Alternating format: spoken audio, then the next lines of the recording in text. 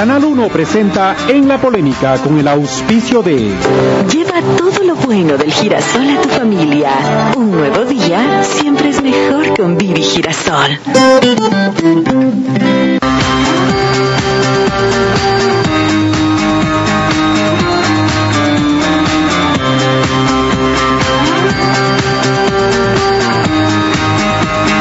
Saludos cordiales, muy buenos días, gracias por acompañarnos. Este es el programa En la Polémica.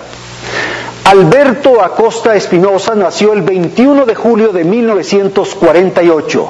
Se trata de un intelectual de izquierda que ha incursionado en la política haciendo propuestas, por ejemplo, de aspectos ambientales, de aspectos antiglobalización, de propuestas tercermundistas e incluso de iniciativas socialistas. Proviene de una familia de banqueros, más bien podríamos decir conservadora. Tiene una herencia política en su condición de sobrino nieto del 5 veces presidente del Ecuador, José María Velasco Ibarra. El pensamiento y planteamientos de Acosta Espinosa tienen un peso indiscutible en el Ecuador actual. Su discurso siempre ha estado de lado, podríamos decir, contestatario e irreverente.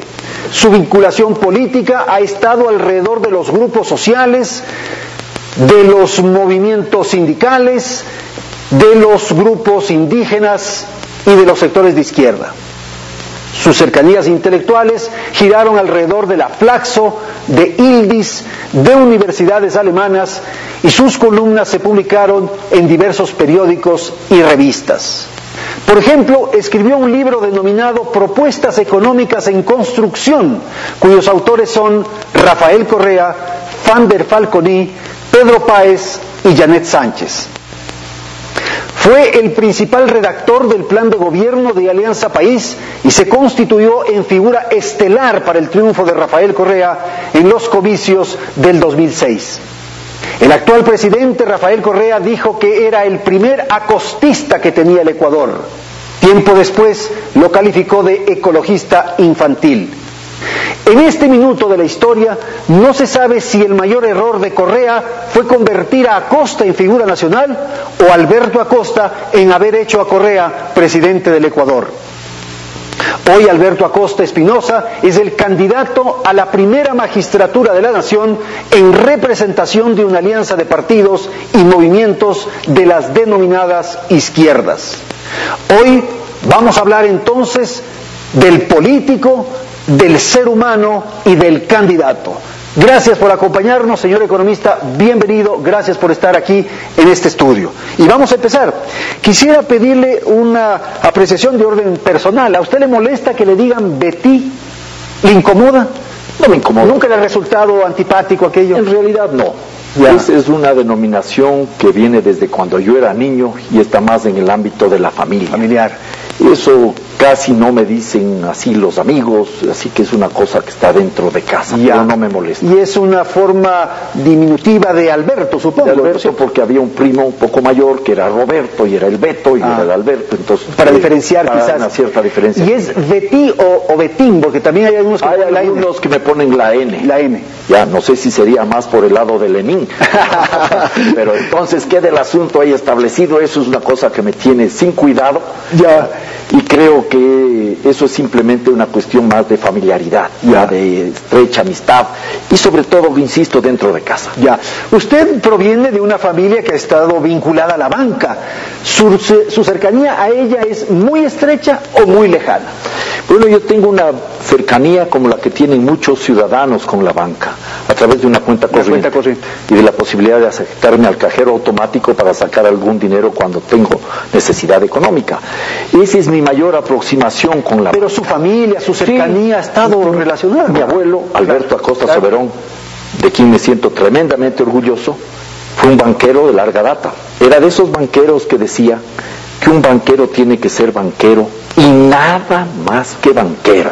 Un banquero no puede tener otros negocios, porque eso es antiético. Eso decía el abuelo.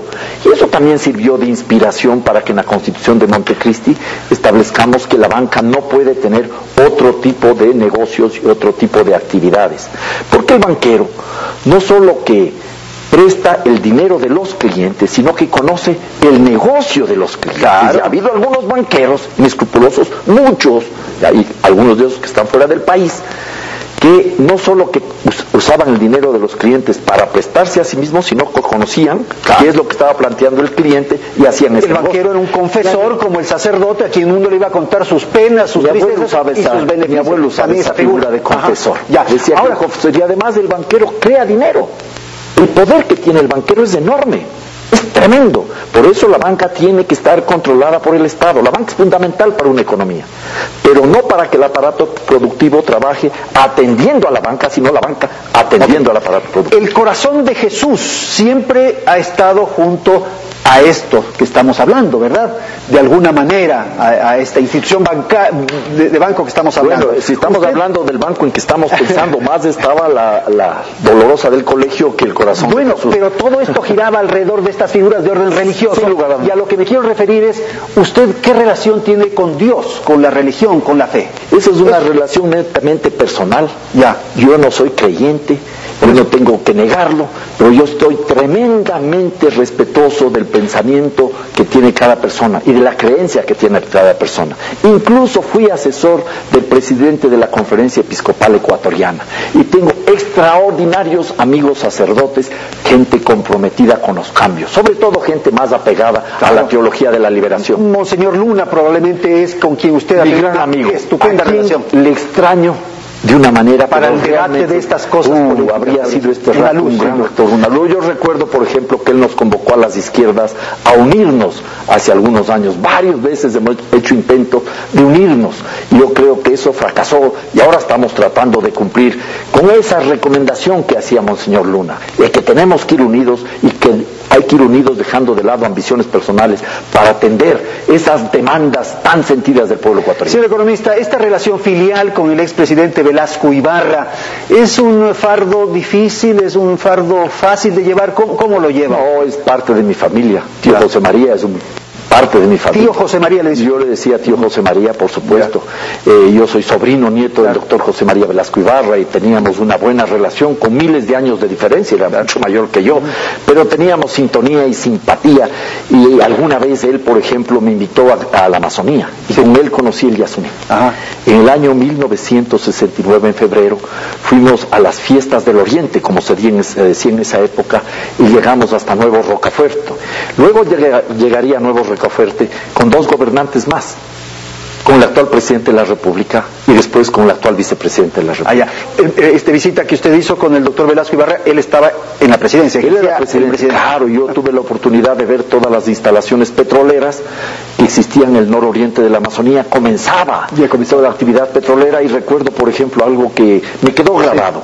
Fuimos invitados a un almuerzo en lo que era Lago Agrio, lo que comenzaba a ser Lago Agrio. Eran 4 casas, 2 hangares gigantes de la Texaco, un campo de aviación. Había muchísimos helicópteros y aviones. Había un gringo que nos decía, solo en Vietnam hay más helicópteros volando este rato. Era la invasión norteamericana a Vietnam, la agresión imperialista. Y nos presentaba como algo increíble. Claro, nosotros éramos apantallados de unos helicópteros enormes con unos tubos gigantescos, aviones que entraban y salían. Y nos invitaron a un almuerzo. Un almuerzo que marcó en parte mi vida. Era una sala muy grande donde había una mesa cuadrada con manteles blancos, copas, platos, cubiertos seguramente de plata, todo traído desde el Hotel Quito. Claro, era imposible pensar que en Lago Agrio de esas circunstancias iba a haber una atención de esta naturaleza. Todo tipo de comidas, licores. Velasco Ibarra comía muy poco, era muy parco en su alimentación y en el beber, pero era una pensión que le hacía al presidente de la República la compañía Texaco, una de las 7 hermanas en esa época de las grandes empresas transnacionales, y había un estanque con agua al centro de la mesa, un estanque grande, donde flotaban unos cisnes de hielo seco. Y había entonces ese humito que era el hielo seco, era un ambiente luego de un calor infernal en una selva preciosa, porque no estaba destruida todavía. Entrar allá era una suerte de algo mágico. Claro. y estábamos ilusionados creyendo que el petróleo iba a desarrollar el país. Era una ilusión, un espejismo. Luego entendería yo que realmente ese no es el camino para el desarrollo. El oro negro que nos trajo también enormes expresiones de desarrollo, de crecimiento y también de Hubo avances cuantitativos, claro, también cualitativos, no podemos negar, pero el Ecuador no se desarrolló. Y el saldo de la Amazonía... Sí, electrificación, vialidad... pero desarrollo no. Crecimos, pero no nos desarrollamos. Ya. Tuvimos un crecimiento económico en los años 70 de un promedio de un 8 o 9%, algún año llegamos a crecer sobre el 20%, creo que fue el 73%, pero el Ecuador no se desarrolló, no tuvimos un país desarrollado. El endeudamiento externo vino de la mano del petróleo, ese petróleo nos convirtió en un nuevo rico, ¿ya? A la gente que no tiene plata, la banca no le presta nada, pero a la gente que tiene plata, la banca le presta mucho, y había mucho circulante a nivel mundial en esa época. El endeudamiento externo surge de esa época. El Ecuador no logra desarrollarse, crecemos, pero no nos desarrollamos. Y la destrucción ambiental, esto es importante, Andrés, pues son 40 años de exportación de petróleo. El buque tanque Ana Cortés zarpó con el primer cargamento de crudo en agosto del año 1972. La destrucción ambiental es tremenda. La Amazonía es la región más pobre del país, y las provincias amazónicas son las más pobres de la Amazonía, es decir, de todo el Ecuador. Ya, vamos a seguir con estas cosas de carácter humano para luego ir a los asuntos políticos. ¿Sigue practicando usted karate?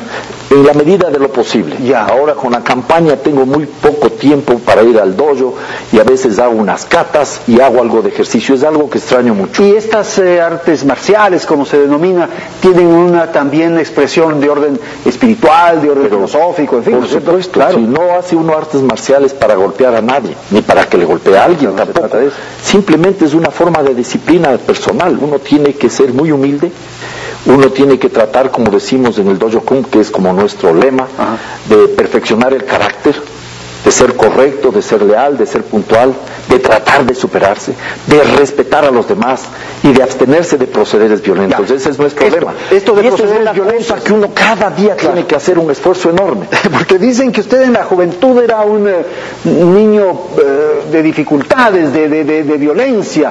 Hay quienes cuentan una anécdota, que usted entró en una moto a una ceremonia que se cumplía en uno de los salones de un club. Eso es parte de una leyenda. Sí que fui un rebelde sin causa. Exacto. Sí que tuve una juventud bastante alocada, pero que se fue transformando en una juventud comprometida, y me fui dando cuenta de que muchas cosas del mundo en que vivía eran insostenibles, porque estaban radicadas en la inequidad, en la injusticia, en una pobreza generalizada ocasionada por la riqueza excesivamente concentrada en pocas Y personas. esta era una expresión de rebeldía, entonces, contra Yo esa. siempre tuve una expresión de rebeldía.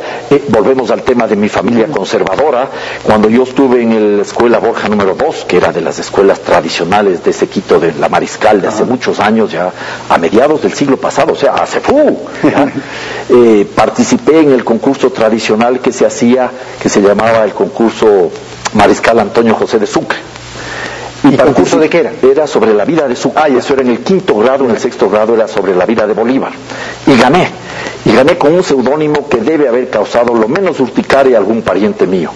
Era el seudónimo Eloy Alfaro, porque a mí siempre Eloy Alfaro fue una figura que me llamó la atención. Fascinada. Imaginas, familia conservadora, admirando a Alfaro, que era el antítesis, el radical de los liberales, el come curas, que no era así en realidad, pero así se le presentaba. En ese sentido, yo creo que ya fui marcando desde niño mi dirección. Bueno, y luego de terminar su participación, su jornada escolar y colegial, usted ya se fue a la universidad. Y Alemania marca también un momento de su definición política, de su definición ideológica. Son 10 años que vivo en Alemania y estudio primero administración, comercio exterior y marketing, luego geografía económica, y termino graduándome de economía con especialidad en economía de la energía. Hice 2 carreras y estudié 10 años allá.